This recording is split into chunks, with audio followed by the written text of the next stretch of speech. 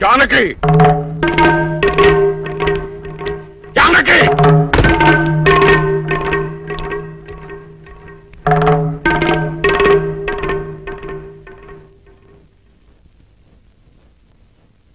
ఇప్పుడు నీ కళ్ళు చల్లబడ్డాయా? నీకు తృప్తిగా ఉందా? నా మనవడు ఊళ్ళో ఉంటే నీ మనవరాలకు పెళ్లి కాదని వాడిని ఊళ్ళోంచి బయటికి గెట్టేయమని సలహా ఇస్తావా? ఆనాడు నా తల్లిదండ్రుల్ని చంపుకోలేక నా ప్రేమను చంపుకొని నిన్ను పెళ్లి చేసుకోలేదు. ఆ కక్ష మనసులో పెట్టుకుని నీ మనవరాల్ని నా మనవడి మీద గుసుకొల్పి వాడిని ప్రేమలో దించి వాడి మనసు ముక్కలు చేస్తావా? అంతకే చాలగా వాడిని ఊళ్ళోంచి గెంటిస్తావా? వీరుడు నోరు మొయ్. నా పేరు వీరయ్య దొర. పెళ్లి పెటాకులు కాని నీకు, పిల్లా జల్లాలేని నీకు కడుపు తీపి గురించి ఏం తెలుసు? నా మనవడు ఇప్పుడు ఎక్కడున్నాడో ఏమయ్యాడో తెలియటం లేదు. 4 రోజుల లోపల వాడు ఊళ్ళో కనుక రాకపోతే నేను రాక్షసుడు అయిపోతాను. ఈ అవమానం భరించలేక వాడు ఏదైనా అఘాయిత్యానికి పాల్పడితే అందుకు కారణమైన ఏ ఒక్కరూ ప్రాణాలతో ఉండరు. జాగ్రత్త.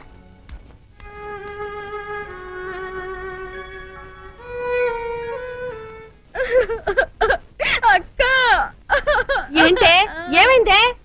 సీనుబాబుని ఊళ్ళో నుంచి ఎల్లగొట్టారక్క. ఆ విషయము నేను విన్నాను. అంత మాత్రం దానికి ఏడుస్తూ కూకోవాలంటే ఎరిమోహమా? సీనుబాబు 4 రోజులు ఊర్లో లేకపోవడం మనకే మంచిది. ఊర్లో ఉన్నాడనుకో లటుక్కున ఏదో ఒక రోజు జానకమ్మ మనవరాలి మెల్లో తాళి కట్టేస్తాడు. ఇప్పుడు అసలు భయమే లేదు. ఒకవేళ 4 రోజుల తర్వాత తిరిగి రాకపోతే ఉలిపై పొట్టేం కాదు. రాకెక్కడికి పోతాడు? నువ్వు ఏడుతూ కూకోమాక. మంది ఇప్పుడు దొరల వంశం.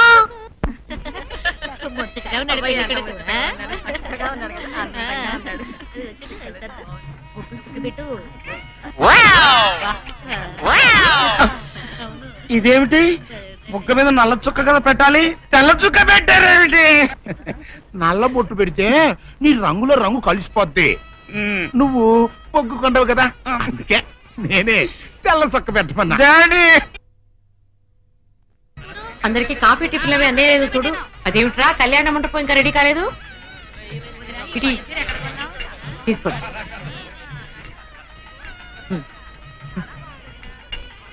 ఎంతైనా జానకమ్మే దగ్గరుండి అన్ని పనులు స్వయంగా చూసుకుంటది. మరి నన్ను ఏం చేయమంటారు చెప్పండి? నాదేమో 6 దిక్కులని కొంపైపోయింది. మన ఇంట్లో పనులు మనం చేసుకుంటే తప్పే ఉందండి. ఏంటో ఆ సీనుబాబు గుళ్ళో గొడవ చేయకుండా ఉంటే ఈ ముహూర్తానికి మా పిల్ల పెళ్లి కూడా అయిండేది.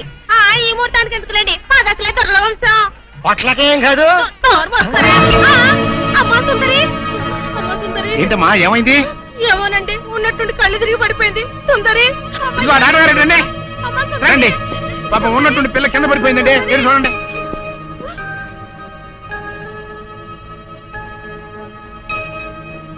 మీరేం కంగారు పడాల్సిన అవసరం లేదమ్మా. అమ్మాయి నెల తప్పింది. నెల తప్పడం ఏమిటండి? మీరేదో పొరపాటు పడి ఉంటారు. సరిగా చూడండి. పొరపాటు ఏం లేదమ్మా, అమ్మాయి గర్భవతి, 3వ నెల. అదెట్ట కుదురుతుంది డాక్టర్ గారు? ఆ సీనుగాడు పాప ఈ పిల్లని బలత్కారం చేసి 4 రోజులు కూడా కాలేదు, అప్పుడే 3వ నెల అంట వస్తే? అది డాక్టర్ గారిని అడగాల్సిన ప్రశ్న కాదండి, అమ్మాయిని అడగాల్సిన ప్రశ్న. ఏమే సుకుమారి, ఏంటిదంతా? నాకేం తెలీదు. తెలీదు. మీరెవరు నాకు కందులు పెట్టినట్టే నేను మీకు రహస్యం చెప్తా. సుందరి కడుపులో ఉన్న బిడ్డకు తండ్రి నేనే. ఏంటో నువ్వు చెప్పేది? ఆపండి, ఇదంతా అబద్ధం. వీళ్ళు చెప్పేదంతా పచ్చి అబద్ధం. నాకెవరితోనూ సంబంధం లేదు. నేను కన్న పిల్లనే. ఊరుకోవే. ఆ వేరేతోనే మనోడు నిన్ను బలాత్కారం చేసిన తర్వాత కూడా నువ్వు కన్నెపిల్లవు ఎలా అవుతావు? వీళ్ళంతా చెబుతున్నది నిజమే అయితే నువ్వు ఆడపిల్లవే గాని కన్నె పిల్లవెలా అవుతావు? కాదు, నేను కన్న పిల్లనే. నన్ను సీనుబాబు పాడు చేయలేదు. ఏంటి? సీనుబాబు నిన్ను పాడు చేయలేదా? మరి అతనే నిన్ను బలాత్కారం చేశారని అయ్యాల పంచాయతీలో ఎందుకు అబద్ధం చెప్పావు? సీనుబాబుని నేను ప్రేమించాను, కానీ సీనుబాబు సౌందర్యని ప్రేమిస్తున్నాడు. సీనుబాబు నాకు కాకుండా పోయాడు అనుకున్న బాధతో నేను చచ్చిపోతే సీనుబాబు నీకు దక్కాలంటే నేను చెప్పినట్టు నాటకం ఆడమంది మా అక్క. అంతేగాని నేను చెడిపోయిన దాన్ని కాదు. సీనుబాబు నన్ను పాడు చేయలేదు. అసలు నేనే తప్పు చేయలేదు. అబద్ధం. దాని మాట లేదు, నమ్మకండి. కళ్ళు తిరిగి పడిపోవడంతో ఏదేదో మాట్లాడుతుంది. కప్పనోరు దాని అమాయకురాలు చేసి నువ్వు ఇంత నాటకం ఆడతావా? ఆ వీరయ్య ద్వారా మనవుడు తప్పు చేశాడంటే నేను నమ్ముతాననుకున్నావుటే. నువ్వు ఆడిన నాటకం నలుగురికి తెలియడం కోసమే నేను ఇలా నమ్మినట్టు నటించాను. ఏమిటే కూసావు? నీది దొరల వంశమా? ఏది మళ్ళీ ఇంకోసారి కూతకోయి నీ పళ్ళు రాలు కొడతాను. జాగ్రత్త. వాసిని అమ్మ కడుపు మారా.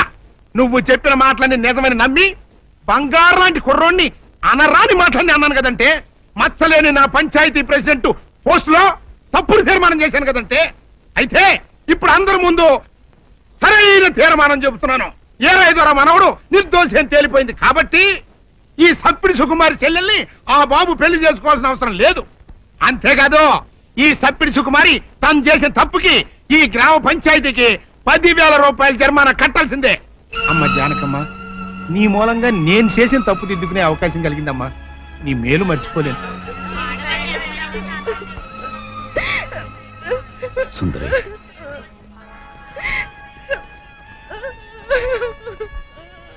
నిజమేంటో అందరికీ తెలిసిపోయింది. ఇంకా ఎందుకు బాధపడతావు? ఊరుకో. సౌందర్య, నేను విన్నదంతా నిజమేనా? అవునమ్మా, అది చెబుదామని వచ్చాను. పిచ్చి తల్లి, సీను నా కళ్ళ ముందు పుట్టి పెరిగిన బిడ్డమ్మా. అతను ఎలాంటి వాడు నాకు బాగా తెలుసు. అందుకే నువ్వు సీనుని ప్రేమిస్తున్నావంటే నేనెంతో సంతోషించాను, ప్రోత్సహించాను కూడా. సీను నిర్దోషిని రుజువయ్యే వరకు అతని ఊళ్ళో ఉండకూడదు. ఉంటే సుందరికి సీనుకి పెళ్లి జరిగిపోతుంది. అలా జరగకుండా ఉండాలని సీను నీ ఊరి నుంచి బహిష్కరించేలా చేశాను. పాపిష్టిదాన్ని, నా సీనుని ఎంతో బాధ పెట్టాను. ఇప్పుడు ఎక్కడున్నాడో, ఏమైపోయాడో ఎలాగైనా వెతికి పట్టుకుంటాను. ఎక్కడని వెతుకుతావు? అవును, ఎక్కడని వెతుకుతాను? పిచ్చి పిల్ల, నువ్వెక్కడా వెతకనవసరం లేదు. నేనే సీనుని రప్పించాను. నిజంగానే నానత్త? మోహన్ చూడరా. సీను, సీను,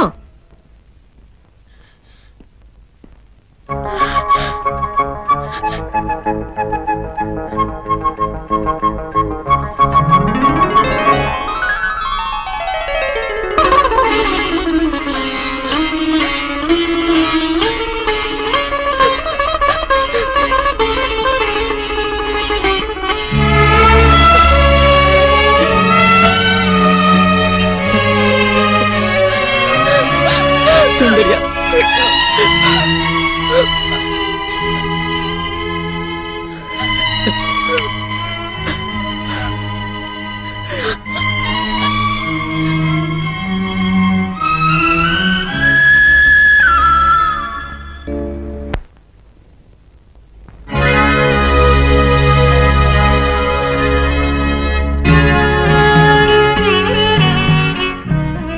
జానకి, చచ్చా, ఏమిటో ఇది?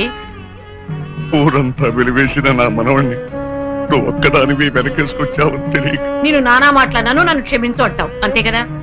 నిన్నిప్పుడేమిటి, 40 సంవత్సరాల క్రితమే క్షమించాను. వీరుడు, ఆ రోజు నేను పంచాయతీలో అలా ఎందుకు మాట్లాడానో చెప్పాలని నీ తోటకొచ్చాను. నువ్వు నా మొహం కూడా చూడకుండా వెళ్ళిపోయావు. సరేలే, ఇప్పుడు అవని ఎందుకని పెద్దిరాజుతో చెప్పి ముందు ఆ పెళ్లి ఆపాలి. అదే ముహూర్తానికి సీను సౌందర్యాల పెళ్లి జరిపించాలి. పెద్దిరాజు ఆ పెళ్ళాపడానికి ఒప్పుకుంటాడంటావా? పెద్దిరాజు చాలా పెద్ద మనసు కలవాడు. మనం వెళ్లి సీను సౌందర్యాల ప్రేమ గురించి చెప్తే తప్పకుండా ఒప్పుకుంటాడు. పద, వెళ్దాం పద. అవునమ్మా, నాది పెద్ద మనసే, నేను కాదన్ను. నేను అతి మంచోండి, అది కాదన్ను. అట్టా అని చెప్పి నా కొడుకు పెళ్లి పేట్ల మీదే ఆపు చేసే అంత పెద్ద మనసు నాకు లేదమ్మా. ఇంకా పెద్ద మనిషి అనిపించుకోవడం కోసం నా కొడుకు బతుకు బజారు పాలు చేసేంత చిన్న మనిషిని కూడా కాదు. ఇంకా మీరు వెళ్ళండి. అది కాదు పెద్దిరాజు, నా మనవరాలు వీరయ్యదుల మనవుడు ప్రేమించుకున్నారు. మరి ఆయన మనవాడిని ప్రేమించిన పిల్ల అయితే నా కొడుకుని పెళ్లి చేసుకోవడానికి అట్ట ఒప్పుకుందండి. అందరితో పాటు నా మనవరాలు కూడా సీనును అపార్థం చేసుకుంది. తన ప్రేమ విఫలమైందన్న ఉక్రోషంతోనే మీ అబ్బాయితో పెళ్లి కొప్పుకుంది. సీను నిరపరాధిని నిరూపించడం కోసమే నేను కూడా ఇంతవరకు ఆగవలసి వచ్చింది. అంటే మీ పిల్లల ప్రేమ కోసం నా బతుకుని భాగంగా పెడతారన్నమాట. ఏమా, పిల్లని అడిగాం, మీరు సరేనన్నారు, శుభలాకి అత్యయించాం. ఇప్పుడు వాళ్ళందరూ పెళ్లికి వచ్చారు. ఇప్పుడు పెళ్లి ఆపు చేయమంటే నా పరువు ఏమవుద్దో ఒక్కసారి ఆలోచించవా? నిజమే పెద్దరాజు, ఆ మాట నిజం. కానీ ఈ పెళ్లి జరగకపోతే ఆ పసిపిల్లలిద్దరూ బతకరు. ఈ పెళ్లి జరగకపోతే నా కొడుకు బతకడండి. అవును, నేను దక్కనుగాక దక్కను, ముందు నేనే చచ్చిపోతా. ఎన్నారుగా మీ మనవడ కోసం నా కొడుకుని చంపుకోమంటారా? పెద్దిరాజు గారు, నా కూతురు పెళ్లి విషయంలో వాళ్ళకి ఎలాంటి సంబంధం లేదు. మా అమ్మాయికి మీ అబ్బాయికి పెళ్లి జరిగి తిరుగుతుంది. తాతబ్బాయి, అత్తయ్య, దయచేసి నా కూతురు జీవితాన్ని నీ జీవితంలో చెయ్యి. పెద్దిరాజు గారు, వీళ్ళు ఎంతకైనా తెగించరు. అందుకే పెళ్లి తర్వాత చేసే అప్పగింతల కార్యక్రమం ఇప్పుడే చేస్తున్నాను. నా కూతురు మీకు అప్పచెప్తున్నాను. నేను పెళ్లి మొక్క చెప్పాల్సింది ఇప్పుడు కాదు కోళ్ళ. అమ్మయ్యా అమ్మాయి లోపల తీసుకెళ్లి అలంకారం చేయించు. ఎల్లో చూసారుగా, పెళ్లి కూతురు తండ్రి కూడా పెళ్లికి ఒప్పుకున్నాడు. మంచి మనసుంటే ఉండి 2 అత్యంతలు వేసేయాలండి, లేకపోతే దయచేయండి. చేద్దామంట సౌందర్యని పెద్దిరాజు నుంచి బయటికి తీసుకొస్తాం. ఎవరు వస్తారో చూస్తాం. అంటే నువ్వెక్కడ దొరికావయ్యా? సీక్రెట్ గా ప్లాన్ చేస్తుంటే ఊరంతా వినిపించేట అరుస్తా. దానికి నువ్వు ఎందుకు మావా? మేమున్నాం, పదండ్రా.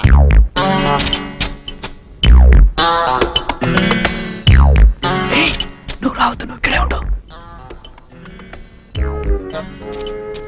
రండి.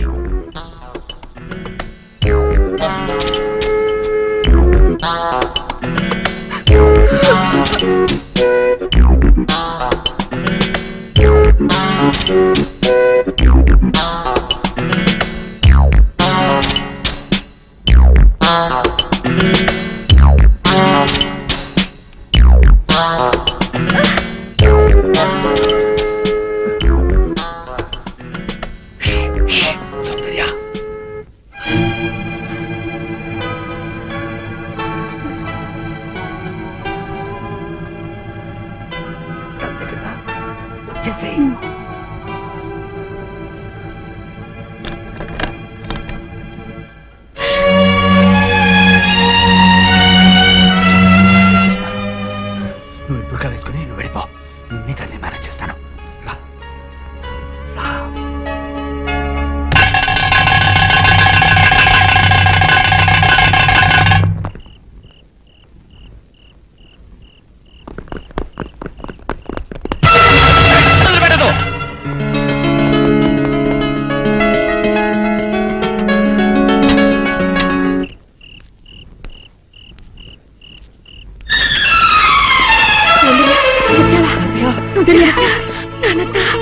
అన్ని విషయాలు తర్వాత మాట్లాడుకుందాం. మీకు అరగంటలో రైలుంది. ఇద్దరు తిరుపతి కొండ మీదకి వెళ్ళి పెళ్లి చేసుకోండి. ఇక్కడి పరిస్థితులు బట్టి వీలుంటే మేం కూడా ఆ సమయానికి అక్కడికి వస్తాం. ఇదిగో మీ టికెట్లకి ఖర్చులకి ఈ డబ్బు తీసుకోండి. మీరు తొందరగా వెళ్ళాలి. సౌందర్య తప్పించుకుందన్న విషయం పెద్దిరాజుకు తెలిసే లోపలే మీరు ఈ ఊరు వదిలి వెళ్ళిపోవాలి. ఏం పర్వాలేదు, ధైర్యంగా ఉండండి. వెళ్ళండి పదండి. వెళ్ళండి వెళ్ళండి.